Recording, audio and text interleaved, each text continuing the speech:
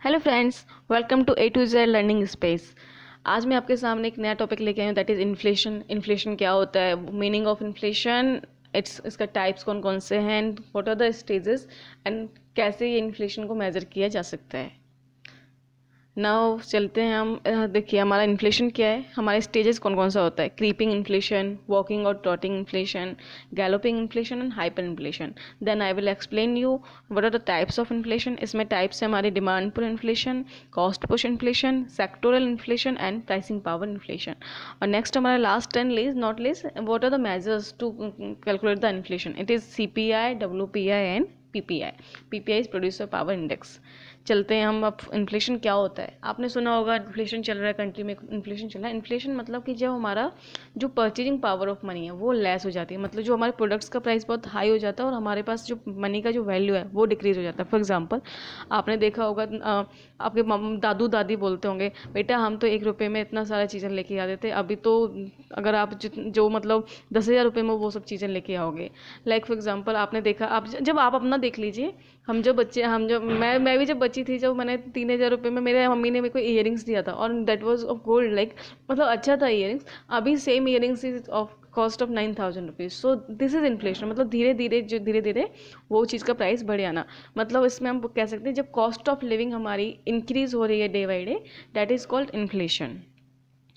अब हम चलते हैं स्टेजेस ऑफ इन्फ्लेशन क्या होता है। होप आपको इन्फ्लेशन का मतलब समझ में आया। Simple in terms, like inflation मतलब परचेजिंग पावर ऑफ मनी हमारी कम हो जाए, lack of purchasing power, that's it. अब स्टेजेस क्या होता है, फर्स्ट होता है क्रीपिंग इन्फ्लेशन। क्रीपिंग इन्फ्लेशन क्या होता है कि जब हमारा प्राइसेस हैं जो धीरे धीरे बहुत धीरे धीरे बढ़ रहे हैं। लाइक और इसमें क्या होता है, हमारा जो इन्फ्लेशन का रेट रहता है वो लेस देन 3% रहता है।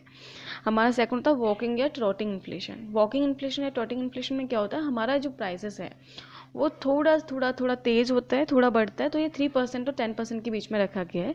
ये एक वार्निंग है एक्चुअली। ये वॉकिंग इन्फ्लेशन का वार्निंग देता है कि अभी अगर इससे ज़्यादा इन्फ्लेशन हो गया तो हमारी कंट्री में थोड़ा प्रॉब्लम्स आ जाएगा, इकोनॉमिक सिचुएशन थोड़ा बिगड़ सकता है। नेक्स्ट हमारा होता है रनिंग इन्फ्लेशन, बहुत तेज़ रन करता है लाइक अ हॉर्स। इसका जो हमारा होता है इन्फ्लेशन का रेट हो 10% और 20% तक ये इन्फ्लेशन यहाँ पे हो जाता है। तो ये इन्फ्लेशन थोड़ा डेंजर जो हो जाता है कि यहाँ से फिर अगर इससे आगे पहुँच गया तो वो हाइपर इन्फ्लेशन हो जाता है, कि वहाँ जाके हमारे पास कंट्री बहुत ज़्यादा ही प्रॉब्लम में आ जाती है, इकोनॉमी पूरी डाउन हो जाती है, लोगों के पास कुछ नहीं होता है, minimum resources, I means they can't even do anything in the economy. तो ये होता है हमारा गैलोपिंग या हाइपर इन्फ्लेशन। और यहाँ पे जो इन्फ्लेशन हमारा होता है 20% to 100% तक भी हो सकता है। अब चलते हैं हम नेक्स्ट स्लाइड पे कि हमारा इन्फ्लेशन से टाइप क्या है। पहले हम बताएंगे what is demand pull inflation. Demand pull inflation मतलब किसी भी प्रोडक्ट का डिमांड बढ़ना। डिमांड आया मार्केट में, जैसे सपोज करो अभी हम फॉर एग्जांपल गोल्ड ले लेते हैं। अभी जब शादियां होती हैं इधर जिस शादियों के सीज़न में क्या होता है कि हमारा जो गोल्ड का डिमांड जो होता है बढ़ जाता है। जब गोल्ड का डिमांड बढ़ता है तो क्या होता है, गोल्ड का प्राइसेस भी इंक्रीज हो जाता है। अनदर एग्जांपल आप ले लीजिए कि आप एक किसी पर्टिकुलर मार्केट पे गए, तो वहाँ पे एक ही प्रोडक्ट का इतना सारा डिमांड हो गया, तो वहाँ पे क्या होता है, ऑटोमेटिकली वो लोग क्या सोचते हैं कि अब इस प्रोडक्ट डिमांड में इसका प्राइस हम बढ़ा देते हैं। ये होता है हमारा डिमांड पुल। नेक्स्ट होता है हमारा cost push. Cost push inflation क्या होता है कि जब कोई भी कंपनी एक प्रोडक्ट प्रोड्यूस करती है, उसके लिए उसे बहुत डिफरेंट चीज़ें रिक्वायरमेंट होता है, जैसे कि रॉ मटेरियल चाहिए, डिफरेंट सप्लायर से वो रॉ मटेरियल लेता है, इम्पोर्ट भी करता है। तो ये जब उसका जो अगर सप्लायर्स वो जो जहाँ से वो रॉ मटेरियल ले रहा है उसका प्राइस बढ़ गया है, या फिर हमारा जो इम्पोर्ट कर रहे हैं तो इम्पोर्ट का मतलब वहाँ पर टैक्स लग जाए, टैक्स ज़्यादा बढ़ है, और या फिर हमारा जो बेसिस है वो इंक्रीज़ हो जाए, तो ये हमारा क्या करता है, कॉस्ट को इंक्रीज़ करता है। जब हमारा कॉस्ट इंक्रीज़ होगा तो क्या करेगा, जो अपना कंपनी है वो अपना प्रॉफिट मार्जिन रखेगा। तो उस कॉस्ट के इंक्रीज़ होने से जो प्रॉफिट मार्जिन उसको रखना है, तो जब वो हमारा प्राइसेस वहाँ से इंक्रीज होता है तो हमारा होता है कॉस्ट पुश। मतलब कॉस्ट हमारा प्रोडक्शन लेवल से जो कॉस्ट हमारा पुश होके आया रिटेल में मार्केट में, दैट इज कॉल्ड हमारा कॉस्ट पुश इन्फ्लेशन। नेक्स्ट हमारा आता है हमारा सेक्टोरल इन्फ्लेशन। सेक्टोरल इन्फ्लेशन मतलब क्या होता है, किसी एक सेक्टर की वजह से हमारा पूरा मार्केट का पूरा चीज़ है, उससे रिलेटेड जो चीज़ें हैं उस सब का प्राइस मतलब डिमांड या प्राइस पे अफेक्ट पड़े। मैंने अभी ये सेक्टोरल इन्फ्लेशन का डिफाइन नहीं किया है, आपको PPT में आगे मैंने पॉइंट्स में लिखाया था। तो जैसे फॉर एग्जांपल क्रूड ऑयल, अब एग्जांपल लेते हैं हम एविएशन इंडस्ट्री का।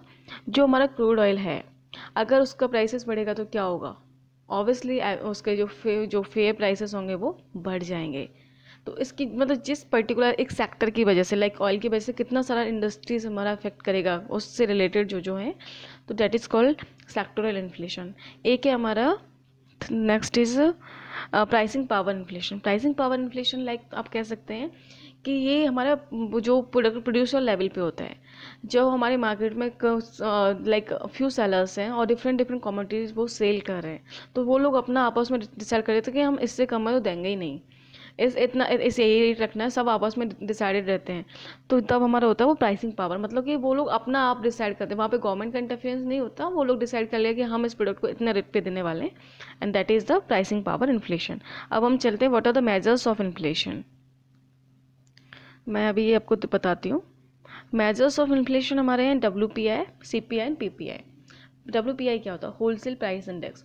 होलसेल प्राइस इंडेक्स मतलब जब इन्फ्लेशन को गवर्नमेंट होलसेल लेवल, मतलब जो प्रोड्यूसर लेवल पे जब वो उसको मेज़र करते हैं, that is called wholesale price index. पर होलसेल प्राइस इंडेक्स में क्या होता है, ये लोग मतलब यहाँ पे ये मोस्टली मतलब it is not a valid and actual way to measure the inflation. अभी हमारे जो उर्जित पटेल जी आए थे, तो उन्होंने ये बोला कि आप प्लीज़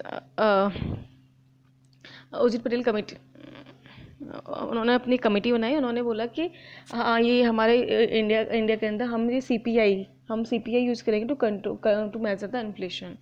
अब हमारा होता है नेक्स्ट हमारा होता है CPI। क्या होता है? CPI मतलब consumer price index. Consumer price index ऐसा इंडेक्स है जहाँ पे आप जो इन्फ्लेशन को मेजर करते हैं कंज्यूमर के लेवल पे मेजर करते हैं, कि यहाँ पे इससे पता चलता है कि हमारा कस्टमर्स मतलब एक्चुअल में जो हमारा कंजम्पशन हो रहा है उसके अकॉर्डिंग हमारा CPI को वो इन्फ्लेशन को मेजर किया जाता है। WPI और CPI में क्या डिफरेंस है? मेन डिफरेंस है कि WPI मतलब वो एक अपर लेवल पे होता है, लाइक कि वो लोग अपना क्या मतलब प्रोड्यूस वो फोकस होता है प्रोड्यूस पे, कितना हमें प्रोडक्ट प्रोड्यूस करना है। बट कंज्यूमर वाला होता है ये CPI, ये कंज्यूमर लेवल पे कितना कंज्यूम हो रहा है, and this is the better way to measure the inflation in the country. Next आता है हमारा PPI। It's a producer power index. ये हमारा इंडेक्स ये होता है हमारे जहाँ पे गुड्स एंड सर्विस को मेजर किया जाता है at the producer level. It is not too much important, you should know what is the difference between WPI and CPI। चलिए मैंने यहाँ पर PPT बनाया है। WPI एंड CPI में डिफरेंस क्या है? फर्स्ट है WPI क्या होता है कि हमारे जो प्राइस चेंजेस होते हैं WPI में वो प्रोडक्शन साइड्स पे होते हैं, बट जो हमारा इन CPI ये हमारा होता है इन कंज्यूमर साइड्स, मतलब जब रिटेलर अपना प्रोडक्ट सेल करता है तो वहाँ पे जो कंज्यूमर को जो जिस प्राइस पे मिलता है that is called CPI। Next हमारा होता है WPI मेजर करता है इन्फ्लेशन को हर एक स्टेज पे जहाँ जहाँ पे प्रोडक्शन हो रहा है, बट CPI में ये नहीं होता है। नेक्स्ट हमारा है कि WPI क्या करता है कि वो जो एक्चुअल प्राइस जो बढ़ा है वो सबको हाइक नहीं करता, but CPI is a vice versa. And next हमारा होता है WPI क्या करता है, वो फूड कंपोनेंट्स को बहुत FMCG जो प्रोडक्ट्स है उनको बहुत कम मतलब वेटेज देता है, but in CPI they weightage to the FMCG products as well as service sector. Next हमारा होता है, अब हम बताएंगे आपको what is they are two tools जहाँ पे गवर्नमेंट स्टेप्स लेती है to boost the economy. First is reflation and second is deflation. What is reflation? Reflation means जो हमारी कंट्री बहुत ज़्यादा डाउन हो चुकी होती है, मतलब उसके पास अब कुछ नहीं बचा होता, तो गवर्नमेंट क्या करती है अपना मतलब मनी को सप्लाई करती है मार्केट में, जिससे कि मनी सप्लाई को तो क्या होगा, तो इकोनॉमी मतलब हमारा थोड़ा मतलब जब मनी सप्लाई होगा तो क्या होगा, सबके पास में पैसा होगा तो प्राइस का मूवमेंट होगा, लिक्विडिटी का मूवमेंट होगा। तब हम यहाँ पे अब ये मनी सप्लाई और क्या स्टेप्स है रिफ्लेशन के लिए, वो टैक्सेस रिड्यूस कर सकते हैं, मनी सप्लाई कर सकते हैं, and it is after like जब हमारी कंट्री बिल्कुल ज़्यादा डाउन हो चुकी है तभी ये रिफ्लेशन हमारा किया जाता है। नेक्स्ट हमारा होता है डिफ्लेशन। डिफ्लेशन का मतलब क्या होता है, जो हमारा प्राइसेस बहुत ज़्यादा फॉल हो जाता है, मतलब बहुत ज़्यादा कम हो जाता है हर चीज़ का, तो हमारे कंट्री में डिफ्लेशन होता है। डिफ्लेशन मतलब होता है कि देखो आप सोचिए कि अब डिफ्लेशन होगा सबसे कम प्राइस में मिलेगा। सपोज करो फॉर एग्जांपल आपको जो एक AC लेना है, इस नॉर्मल लेते हैं, एक हमें अगेन हम गोल्ड को ले लेते हैं। सपोज हमारा गोल्ड हमारा अभी जो शायद 30 चल रहा है, मुझे नहीं पता, 30,000 चल रहा है, जितना भी चल रहा है। तो अगर ये कम हो जाएगा तो क्या होगा, सबके पास अवेलेबिलिटी हो जाएगी। एसी ले लीजिए, एसी अगर सबके पास अवेलेबिलिटी हो जाएगी तो क्या होगा, उसका डिमांड कम हो जाएगा। डिमांड कम होगा तो क्या होगा, हमारी फिर लोग उसको डिमांड नहीं करेंगे तो फिर प्रोड्यूसर क्या करेगा, वो उसको प्रोड्यूस करना कम कर देगा, सप्लाई कम हो जाएगी। जब सप्लाई कम हो जाएगी तो क्या होगा, वो मतलब फिर अब काम कम रहेगा, काम कम रहेगा तो क्या होगा, उसका इफेक्ट पड़ेगा लेबर पे, हमारी कंट्री में अनएम्प्लॉयमेंट आ जाएगा। एक ऐसा सिचुएशन है यहाँ पे, मतलब प्राइसेस तो हमारा डाउन होगा, साथ में ये पूरा इकोनॉमी को बहुत ज़्यादा इफेक्ट करता है। लाइक कि उसको कि उसका मतलब जितना भी मतलब अनएम्प्लॉयमेंट हो जाएगा मार्केट के अंदर, लेस प्रोडक्शन होगा, इकोनॉमिक एक्टिविटीज़ रुक जाएंगी, तो ये हमारा डिफ्लेशन होता है। नेक्स्ट हमारा होता है एक stagflation. Stagflation is a situation जहाँ पे इन्फ्लेशन भी होता है और रिसेशन भी होता है।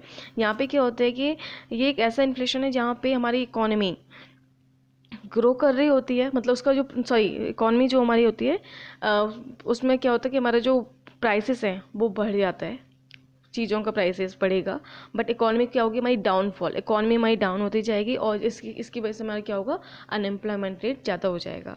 नेक्स्ट हमारा टर्म आता है रिसेशन। क्या होता है रिसेशन, मतलब जब हमारी कंट्री में इकोनॉमिक जो जितनी भी इकोनॉमिक एक्टिविटीज़ हैं कंट्री के अंदर वो हमारी बहुत ज़्यादा डिक्लाइन हो जाए। ठीक है, अब हमारे कंट्री हमारी कब, जब एक यहाँ पे एक चीज़ है, आप छोटा सा टर्म याद रख लीजिए, जब आप 2 क्वार्टर तक अगर हमारा कंट्री का मतलब क्या होता है, कंट्री रिसेशन में चलती है, मतलब उसका जो नेगेटिव ग्रोथ होती है जीडीपी ग्रोथ, तो तब हमारा रिसेशन कहलाता है। अब हमारा आता है कि डिफरेंस क्या है रिसेशन और डिफ्लेशन, क्योंकि डिफ्लेशन में भी कंट्री का वो क्या होता है कि वो डाउन होती जाती है और रिसेशन में भी होती जाती है।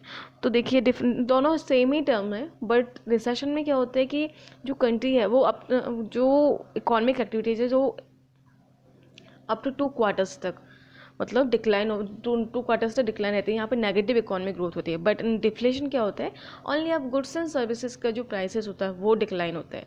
Deflation is a short term than the recession. Deflation में सिर्फ ओनली गुड्स एंड सर्विसेज का प्राइसेस हम इंक्लूड करते हैं, while in recession we include overall activities of the economy, negative what it gives negative GDP to the country. So this is all about inflation deflation and मैंने आपको यहाँ पे बताया पूरा, एक बार मैं आपको जिस्ट दे देती हूँ। ये हमारा होता है इन्फ्लेशन। क्या होता है कि हमारी जो लैक ऑफ परचेजिंग पावर और प्राइसेस का जो प्रोडक्ट्स का जो प्राइसेस है वो इंक्रीज हो जाता है। रिसेशन में क्या होता है, प्रोडक्ट्स का प्राइसेस डिक्रीज हो जाता है। तो जब प्रोडक्ट का प्राइस डिक्रीज होगा तो क्या होगा, डिमांड डिक्रीज हो जाएगी, डिमांड डिक्रीज हो जाएगी तो अनएम्प्लॉयमेंट आ जाएगा। नेक्स्ट हमारा होता है स्टेजेस बताया मैंने, क्रीपिंग होता है मतलब 0 to 3%, वॉकिंग होता है 3% to 10%, गैलोपिंग होता है 10% to 20% एंड हाइपर होता है 20% to 100%। टाइप से हमारा डिमांड पर डिमांड बढ़ गई है, कॉस्ट बढ़ गई है प्रोडक्ट की, सेक्टोरल मतलब किसी एक सेक्टर की वजह से डिफरेंट सेक्टर्स इफेक्ट कर रहे हैं। एंड प्राइसिंग पावर हमारा होता है कि सब लोगों ने, जो सेलर्स हैं उन्होंने मोनोपोली बना ली कि हम इतना ही रुपीज़ में इसको प्रोडक्ट को देंगे, तो वहाँ पे प्राइसिंग इन्फ्लुएंस कर रही है on the basis of producer. अब मेजर्स होता था WPI, CPI and PPI। WPI wholesale level पे होता है, CPI हमारा कस्टमर लेवल पे होता है, PPI हमारा प्रोड्यूसर लेवल पे होता है। मैंने आपको बताया कि स्टैगफ्लेशन क्या होता है। स्टैगफ्लेशन मतलब जहाँ इन्फ्लेशन और रिसेशन दोनों एक साथ में होता है। हमारा डिफ्लेशन और रिसेशन में डिफरेंस क्या होता है, डिफ्लेशन हमारा होता है कि ओनली गुड्स एंड सर्विसेज पे होता है जब भी डिक्लाइन होता है, बट हमारा रिसेशन होता है वो ओवरऑल इकोनॉमिक एक्टिविटीज़ को अफेक्ट करता है। होप आपको ये जो मैंने जो वीडियो बनाया, होप ये आपको मेरा वीडियो पसंद आया। अगर आपको मेरा वीडियो सच में पसंद आया तो please like share and subscribe करिए। अगर आप मेरा चैनल अगर लाइक भी आप सब्सक्राइब और लाइक कर दें तो मुझे लगता है कि हाँ चलो मैं जो मेहनत कर रही हूँ that is getting success and you are learning something. अगर आपने एक्चुअली में लर्न किया तो प्लीज़ लाइक करिए एंड बताइए कि आपको मेरा वीडियो कैसा लगा। एंड आपका मेरे कमेंट सेक्शन में पोस्ट करके बताइए आपको कौन सा नया टॉपिक पे नया वीडियो चाहिए, तो मैं उसी टॉपिक पे वीडियो बनाने वाली हूँ। Thank you.